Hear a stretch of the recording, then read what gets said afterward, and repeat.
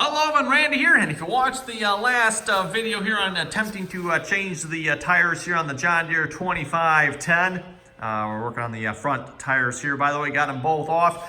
Interestingly enough to note, I don't think I mentioned this, but they both have different bolts.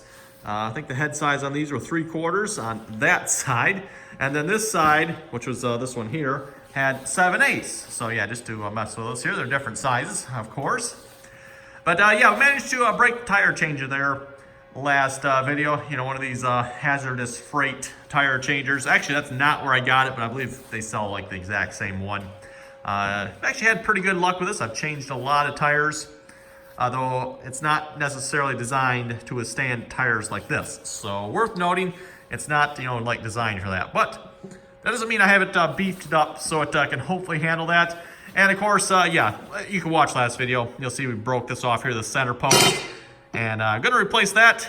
Well, actually, I was thinking I was going to replace it with this. But I was thinking about it here. I went and picked up an even bigger bolt. Well, it's actually not bigger, it's just longer. But I was thinking about it. I probably should have a longer one on there, just so when you're pivoting your bars around, we got something a little bit bigger and beefier to pivot against. Thought that would be better. Maybe. We'll see once, I guess. Thought it'd be better. Not sure if it will be, but figured that'd be the best choice. So yeah, it's going to work on that here for starters. We're going to get debating if I want to even leave this on here. I think I do want to leave this on here because this will help reinforce this bottom plate, which is not very thick. I was debating maybe even like cutting a whole new piece for up here and just strengthen that whole thing. Not sure, but I don't know. We'll see what's here.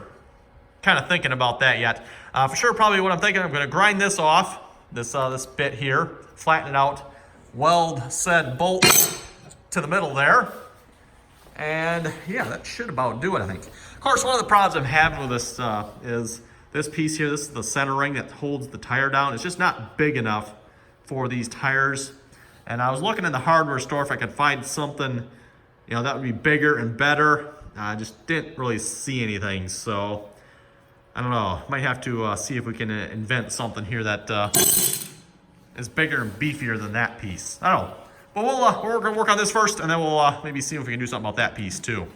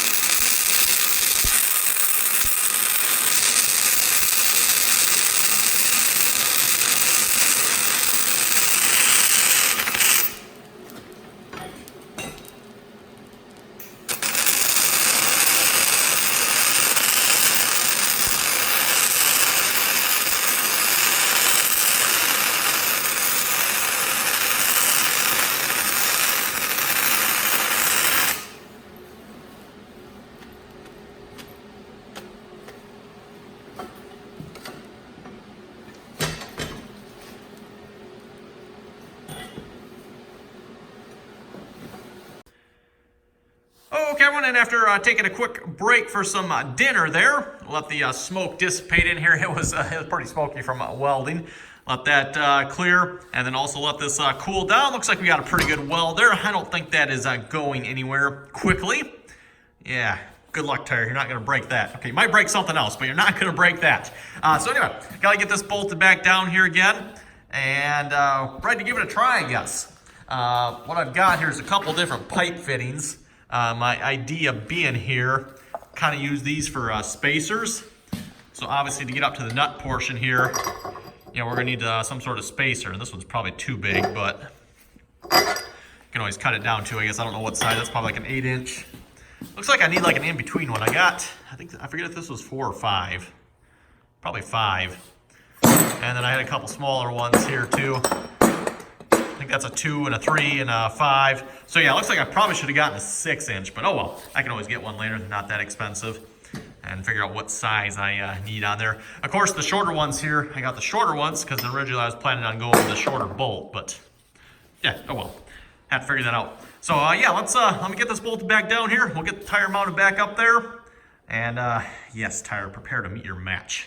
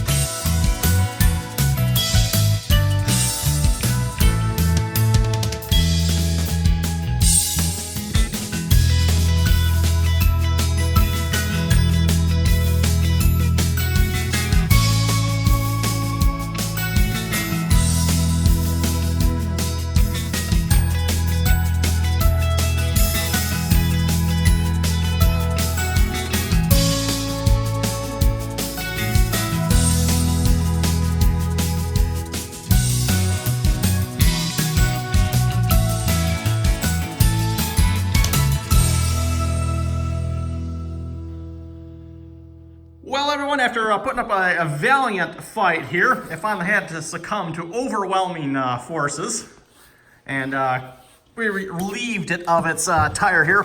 The biggest problem I was having with this was this inner tube here was stuck, and I do mean stuck on the inside there. I don't know if you can catch that in the video. I tried removing the tire without taking that out first. I just cut it apart, and yeah, I just could not, because this is like grippy, so I just could not get it over the tire. Finally, it's like, okay, started cutting, finally was able to pull that thing out, and then that's when we were able to finally get it off there.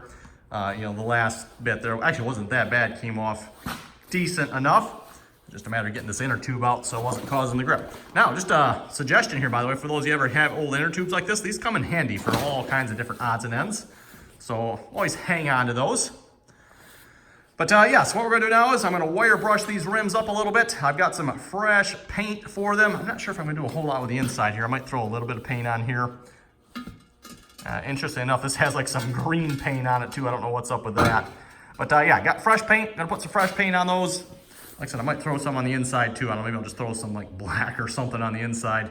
I've only got 2 cans of yellow, so that should be enough to cover both rims, I think. And then I got a couple cans of primer too, and I got extra primer around here too if I need it. But got some paint. We're gonna wire brush these up, clean them up, and hopefully they're gonna look a lot better. And speaking of wire brushes, I decided after years of use, and especially a lot of use on this tractor here, This particular wire brush has taken off a lot of gasket material, oil pan, on this particular tractor. This thing's, yeah, it's looking a little worn. So I decided to get a new one. Yeah, I think it's a little worn out. Just a little. We'll throw that one away. So I've got a brand new one there, mounted up on the grinder already. And I ended up purchasing 2 of those. I thought I had bought 2 4-inches. But when this one isn't man enough for you, well, let's just say you upgrade to this. Yeah, that's I thought I ordered 2 4-inches. I guess apparently I don't know if I got the wrong one or if I ordered the wrong one. I actually haven't taken the time to look yet, but wow, that sucker's big. This one will not even go on this grinder. This says max of 6,000, and this thing does, I think, is it 9,000? Yeah, 9,000 it says there, I believe, if I'm reading that correctly. So can't even put this on that grinder. I do have a bigger grinder that can go on. At least hopefully that fits anyway. So I might use that at some point, but for now, we got this one, and also got some other wire brushes up here. We're gonna attack these rims and see what kind of damage we can do.